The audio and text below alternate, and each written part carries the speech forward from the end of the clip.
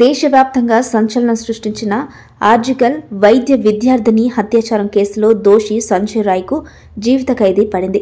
ఇది అరుదైన కేసు కాదని నేను భావిస్తున్నాను. అందుకే చనిపోయే వరకు జైలు శిక్ష విధిస్తున్నాను అని న్యాయమూర్తి జస్టిస్ అనిర్బన్ దాస్ శిక్షను ప్రకటించారు. అంతేకాకుండా సంజయ్ 50,000 జరిమానా చెల్లించాలని వెల్లడించారు. బాధితురాలి తల్లిదండ్రులకు 15 లక్షల పరిహారం చెల్లించాలని పశ్చిమ బెంగాల్ ప్రభుత్వాన్ని ఆదేశించారు. ఇకపోతే జనవరి 18న సంజయ్ రాయ్ని దోషిగా తేల్చిన షీల్దా కోర్టు ప్రస్తుతం శిక్ష ఖరారు చేసింది. శిక్షను ఖరారు చేసే ముందు షీల్దా కోర్టు న్యాయమూర్తి అనిర్బన్ దాస్ దోషి సంజయ్ను ఏదైనా మాట్లాడాలని ఉందా అని ప్రశ్నించారు. దీంతో మరోసారి సంజయ్ తాను తప్పు చేయలేదని కోర్టు ఎదుట చెప్పుకొచ్చాడు. ఎలాంటి కారణం లేకుండానే నాపై కుట్ర జరిగింది. నేను ఎప్పుడూ రుద్రాక్ష గొలుసు ధరిస్తానని నేను మీకు ముందే చెప్పాను. నేను నేరం చేసి ఉంటే అది ఘటనాస్థలిలో పడిపోయేది.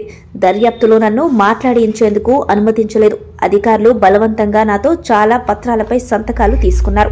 నన్ను మాట్లాడించేందుకు ఛాన్స్ ఇవ్వలేదని మీకు గతంలోనూ చెప్పా. ఇప్పుడు మీరు చూశారు అని చెప్పుకొచ్చారు. దోషి వాదనపై జడ్జి స్పందిస్తూ నాతో మాట్లాడేందుకు దాదాపు సగం రోజు సమయం ఇచ్చాను. 3 గంటలు మీ మాటలు విన్నాను. నా ముందు అభియోగాలు, సాక్ష్యాధారాలు అన్నీ ఉన్నాయి. వాటిని పరిశీలించాను. వాటి ఆధారంగానే దోషిగా తేల్చారు. ఇప్పటికీ మీరు దోషి. శిక్ష ఏంటనేది మాత్రమే తెలుసుకోవాలనుకుంటున్నా.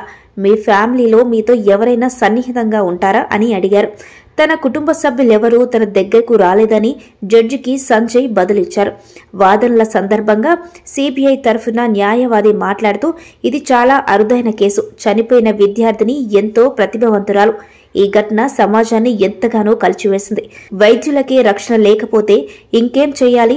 దోషికి మరణశిక్ష మాత్రమే ఇలాంటి ఘటనలు జరగవని ప్రజల్లో విశ్వాసాన్ని చాటి చెప్పగలవు అని వాదించారు.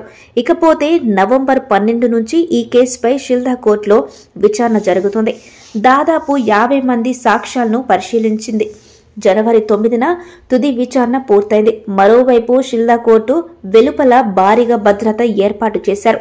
గత ఏడాది ఆగస్టు 9వ తేదీ రాత్రి RG Kar college and hospital seminar రూమ్లో ఒంటరిగా నిద్రిస్తున్న జూనియర్ డాక్టర్పై అత్యాచారం జరిగింది. పశ్చిమ బెంగాల్ హైకోర్టు ఆదేశాల మేరకు ఈ కేసును కోల్కతా పోలీసుల విచారణ సిబిఐకి బదిలీ చేశారు.